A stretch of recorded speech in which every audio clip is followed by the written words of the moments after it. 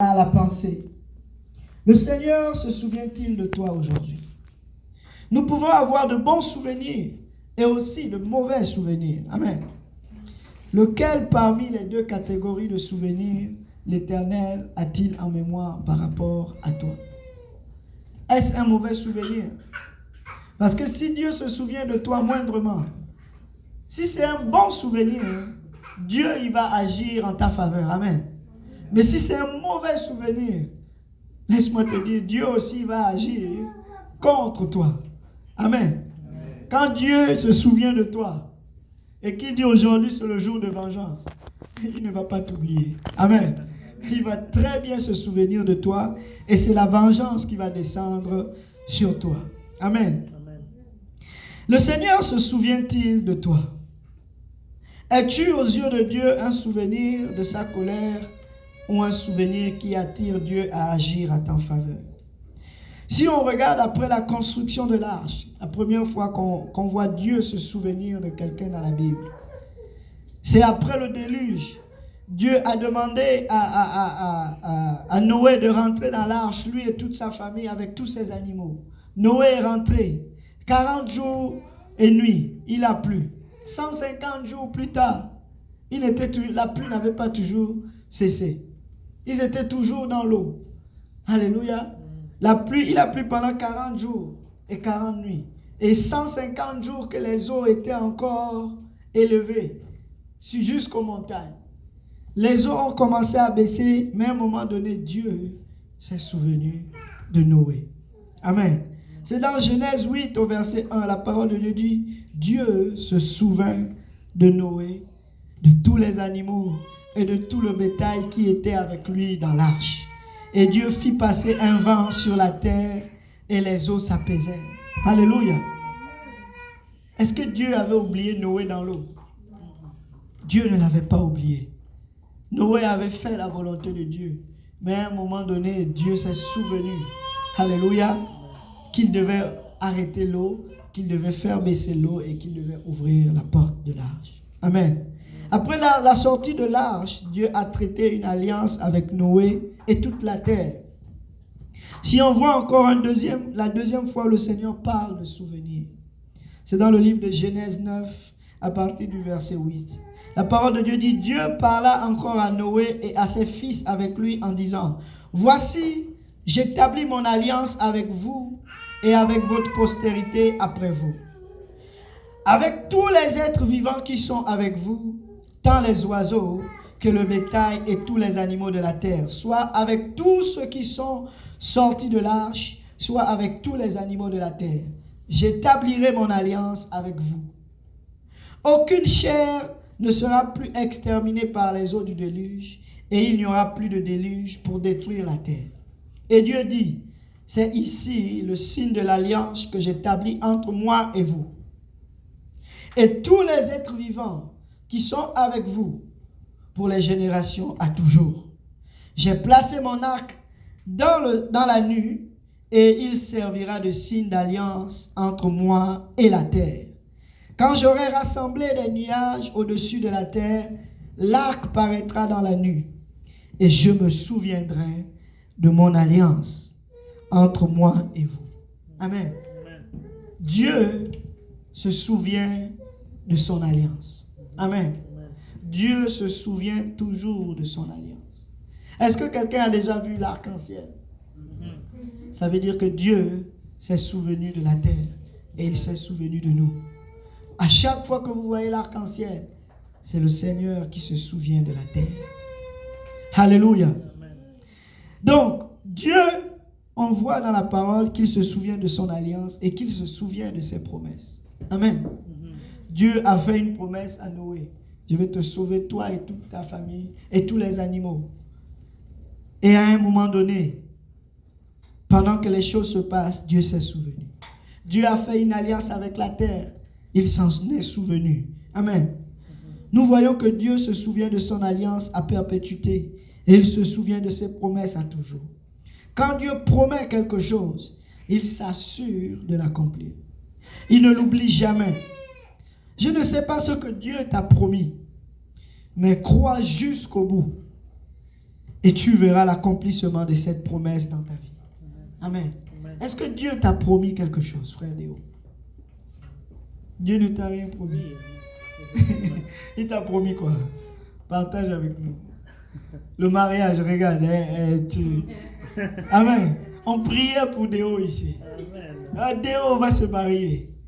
Il nous disait, priez pour moi, que Dieu se souvienne de moi. Que Binita vienne, elle finisse l'école et elle vienne. Dieu a dit confinement. Binita va rester pour toujours. Alléluia.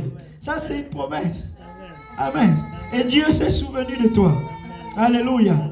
Parce que tu le lui as demandé et il l'a fait. Amen. Est-ce que quelqu'un peut me donner quelque chose que Dieu a fait pour vous? Maman Thérèse. Un souvenir. Une prière que tu as demandé à Dieu et il l'a fait. En fait, ce n'était pas une prière. Ça fait longtemps que c'est là. Un jour, un homme de Dieu au pays avait prié pour moi. Puis il m'a dit, je te vois dans un pays grand, puissant, avec des buildings. Tu es en train de conduire des autos et tout ça. Là. Il y a beaucoup de chemins qui passent comme ça. Là. Oh, ouais. Mais là, quand il parlait ça, moi, dans mon cœur, je comme, homme de Dieu, là, tu exagères. Je ne conduis pas et tout ça. Là, puis, je ne me vois pas dans ce pays loin. Il parlait, je pense, des neiges et tout ça. J'ai cru, mais au fond de moi, j'étais comme, homme de Dieu, là, tu exagères. Amen. Fait que j'ai oublié cela. Puis des années plus tard, j'étais justement à Montréal, en passant dans des autoroutes et tout ça. C'est là l'image m'est venue. J'étais en train de conduire. J'ai fait, oh, Seigneur, pardonne-moi, c'est vrai, c'est arrivé. Alléluia. Alléluia. Donc le Seigneur a fait quelque chose. Amen. Il a parlé, il a fait la promesse et il a accompli la promesse. Les promesses de l'Éternel s'accomplissent toujours. Amen. Et maman Thérèse a agi comme Sarah. Alléluia. L'incrédulité. Et on va le voir aussi. Dieu se souvient aussi de nos prières. Amen. Lorsque nous lui demandons quelque chose selon sa volonté, la volonté de Dieu, premièrement déjà, est que nul ne périsse, mais que tous parviennent à la repentance. Lorsque nous prions pour les hommes, Dieu se souvient toujours de nos prières et il les exauce. Amen. Parce que c'est selon sa volonté. Frère Déo a demandé quelque chose au Seigneur et l'Éternel l'a fait. Alléluia. Maman Thérèse a reçu une promesse, ou bien une prophétie de Dieu et Dieu l'a fait. Dieu ne faillit jamais dans ses promesses. Il se souvient toujours. Genèse 18 ici, la promesse de maman Thérèse, on va la voir avec Sarah. Verset 22. Là, c'est le Seigneur qui parle à Abraham. Il est venu visiter Abraham à Mamré et il avait fait déjà une promesse à Abraham dans Genèse 17 en lui disant, Sarah, ta femme, elle aura un enfant. Amen. C'est dans Genèse 17, 15. Dieu dit à Abraham, tu ne donneras plus à Sarah, ta femme, le nom de Sarai, mais son nom sera Sarah. Amen. Je la bénirai et je te donnerai d'elle un fils. Oh, Abraham était comme, ah, Seigneur, je ne crois pas, comme maman Thérèse a dit. Je la bénirai et elle deviendra des nations, des rois, des peuples sortiront d'elle. Abraham tomba sur sa face, il rit et dit en son cœur, comme maman Thérèse a dit, naîtrait-il un fils à un homme de 100 ans? Et Sarah, âgée de 90 ans, enfantera-t-elle? Amen. Et Abraham dit à Dieu, oh, qu'Ismaël vive devant ta face. Parce qu'il avait eu un enfant avec une Égyptienne, amen. Et voilà les Ismaélites. Il avait voulu forcer la promesse de Dieu. Dis à ton voisin, ne force pas les promesses de Dieu. Laisse Dieu se souvenir de toi. Amen. Laisse Dieu se souvenir de toi. Il va le faire en son temps. Regarde ce que la parole de Dieu dit ici. Et Abraham dit à Dieu, qu'Ismaël vive. Dieu dit au verset 19, certainement. Que quelqu'un dise certainement. Certainement Sarah, ta femme, t'enfantera un fils et tu l'appelleras du nom d'Isaac. J'établirai mon alliance avec lui comme une alliance perpétuelle pour sa postérité après lui. Dieu se souvient de son alliance et il se souvient de ses promesses. Amen. Et si on voit dans le livre de Genèse 18, après que Dieu encore ait parlé à Abraham, après qu'il ait béni Abraham, Genèse 18, alors il dit, au verset 9 de Genèse 18, alors les anges lui disent, où est Sarah ta femme? Il répondit, elle est là, dans la tente. L'un d'entre eux dit, je reviendrai vers toi à cette même époque. Et voici Sarah ta femme aura un fils. Amen. Amen. Sarah écoutait à l'entrée de la tente qui était derrière lui. Abraham et Sarah étaient vieux, avancés en âge. Et Sarah ne pouvait plus espérer. Que quelqu'un dise, elle avait perdu espoir. Elle ne pouvait plus espérer avoir des enfants. Elle rit en elle-même en disant, maintenant que je suis vieille, aurais-je encore des désirs? Mon Seigneur aussi est vieux. L'Éternel dit à Abraham, pourquoi donc Sarah a-t-elle ri? En disant, est-ce que vraiment j'aurai un enfant? Moi qui suis vieille. Le Seigneur dit, y a-t-il rien qui soit étonnant de la part de l'Éternel? Alléluia. Y a-t-il quelque chose qui soit étonnant de la part de notre Dieu? Y a-t-il quelque chose qui étonne Dieu? Au temps fixé, je reviendrai vers toi à cette même époque et Sarah aura un fils. Sarah mentit en disant, je n'ai pas ri, car elle eut peur. Comme maman Thérèse a dit, homme de Dieu là, laisse seulement. Amen. Au contraire, tu as ri. La parole de Dieu dit, rien n'est impossible à Dieu. Amen. Amen. Rien n'est impossible et rien n'est étonnant à notre Dieu. C'est lui qui fait les promesses et c'est lui qui sera capable d'accomplir les promesses. Amen. Si Dieu t'a fait une promesse, attends-toi à celle-ci. Amen. Amen. N'abandonne pas, mais continue de prier et de chercher sa face. Jusqu'à ce que la promesse va s'accomplir, n'abandonne pas. Amen. Amen. J'aimerais le dire à quelqu'un, peu importe les situations, crois aux promesses de l'Éternel. Amen. Amen. L'Éternel t'a fait une promesse, écris cette promesse quelque part et attends l'accomplissement de celle-ci. Amen. Amen. Parce qu'il se souvient toujours de ses promesses. Nous devons les lui rappeler dans nos prières constamment. Combien de visions et de promesses Dieu nous a montré pour Saint Jérôme? Combien? Beaucoup. Est-ce que maman Thérèse peut me donner une promesse que Dieu nous a montrée pour Saint Jérôme? Amen. C'était comment ce réveil-là? Je me rappelle d'une promesse que le Seigneur nous a faite. On était en train de prier. On était, je crois, maman Thérèse, moi et le frère Déo, on priait ici. Elle a dit, je voyais comme s'il y avait des eaux qui coulaient de l'autel. Et l'eau coulait partout. Et tout changeait. Amen. Est-ce que maman Thérèse se rappelle de cela? Je me rappelle de ce que j'avais reçu. Le Seigneur nous montrait qu'on était dans notre ancienne église. Et il y avait beaucoup de nouvelles personnes qui venaient des autres églises et qui rentraient. Et on leur montrait la direction de l'église. Parce qu'il y avait 2 églises là où on était. Il y avait les autres en bas au sous-sol. Et nous, on était en haut. Et les gens rentraient dans l'église. Ils disaient, où est l'église ici? On leur disait, c'est en bas. Allez-y en bas. Ils sont allés, ils sont revenus. Ils ont dit, non, nous, on va maintenant faire le service avec vous. Et l'église était pleine. Alléluia. Est-ce que maman Thérèse se rappelle de cela? Y a-t-il un autre rêve que le Seigneur nous a montré, dont tu te souviens? Celui-là, quand on était là-bas, je pense, je ne sais pas si c'est vous, frère de Dieu, je me rappelle plus, quand on était encore là-bas, puis il y avait comme une distance pour ceux qui étaient en avant, puis les autres venaient comme des brebis ou quoi. Il y avait comme l'huile qui coulait ou quoi, puis ils venaient, dès qu'ils touchaient à cette huile-là ou à cette onction-là, ils étaient transformés finalement. Amen. Ça, c'est un rêve. Je me rappelle aussi, maman Thérèse qui avait ce rêve-là où on mettait beaucoup de briques sur les mains du frère Déo. Je mettais des briques sur lui pour qu'il construise. Amen. On était en train de construire le mur. Alléluia. Est-ce que vous vous rappelez de cela? Amen. Là, elle vient de se rappeler. Ça, c'est Dieu qui nous a montré toutes ces choses. Amen. Et laissez-moi vous dire, ces promesses ne sont pas encore finies. Si Dieu nous a montré qu'il y aura un grand réveil ici à Saint-Jérôme, nous devons le croire et nous devons s'assurer de le voir. Amen.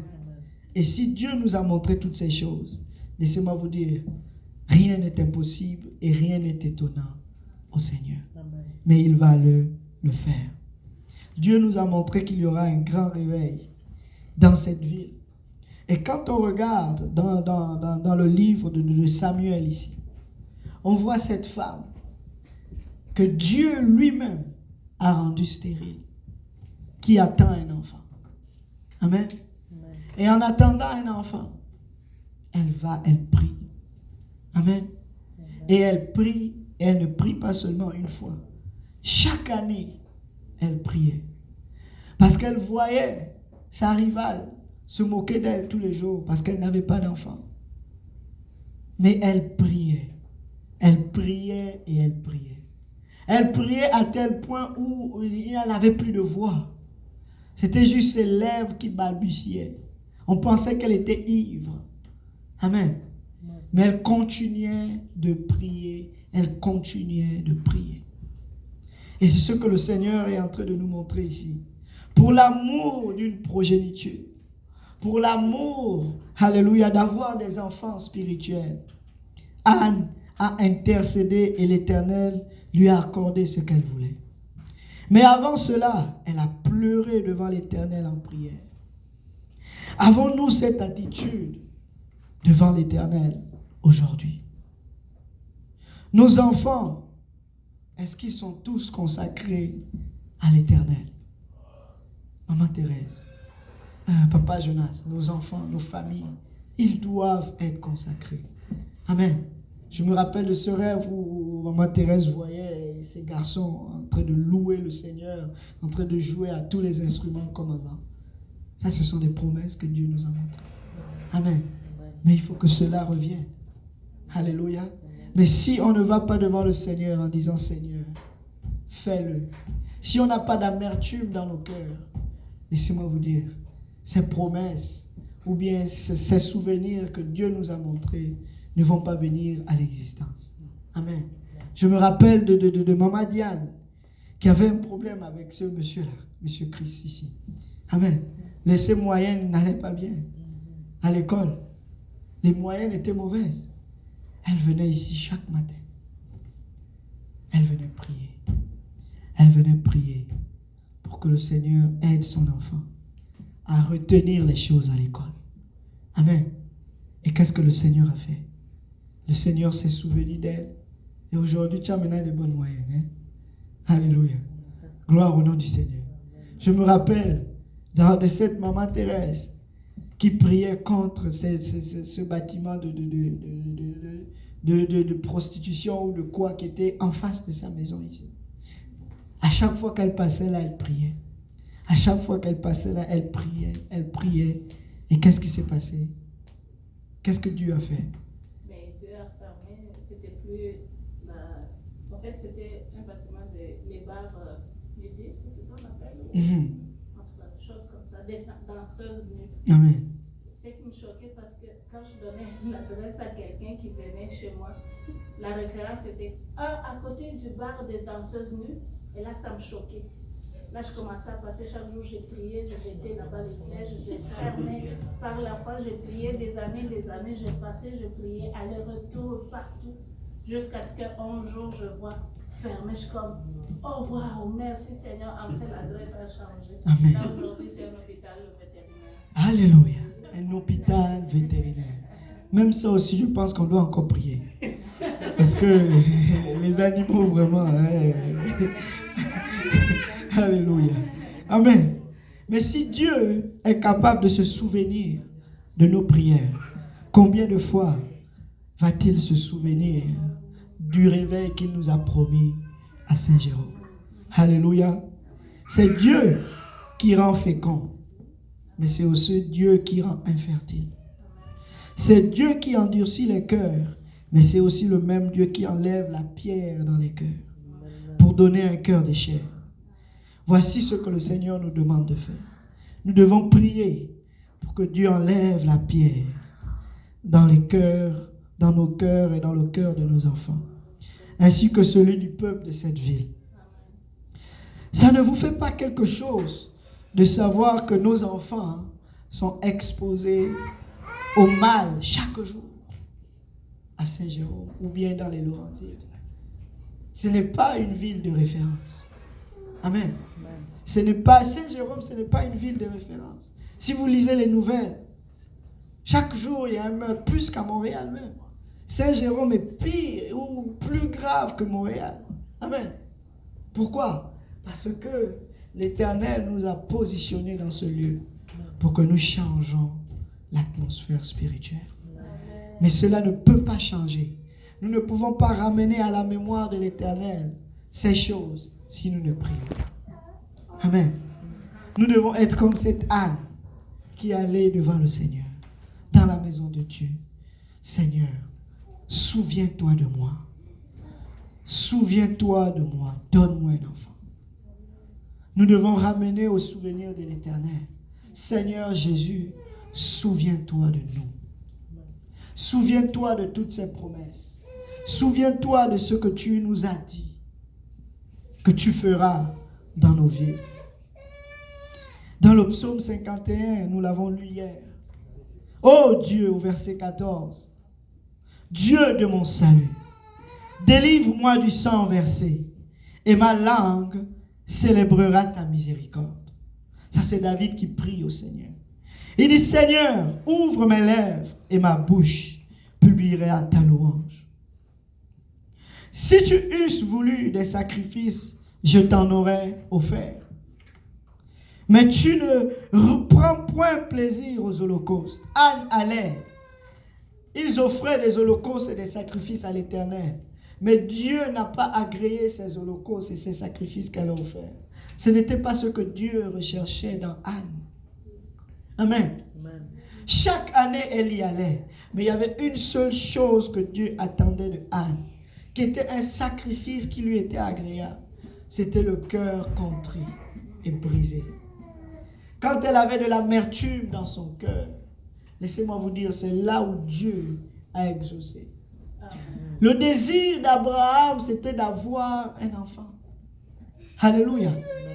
Et laissez-moi vous dire,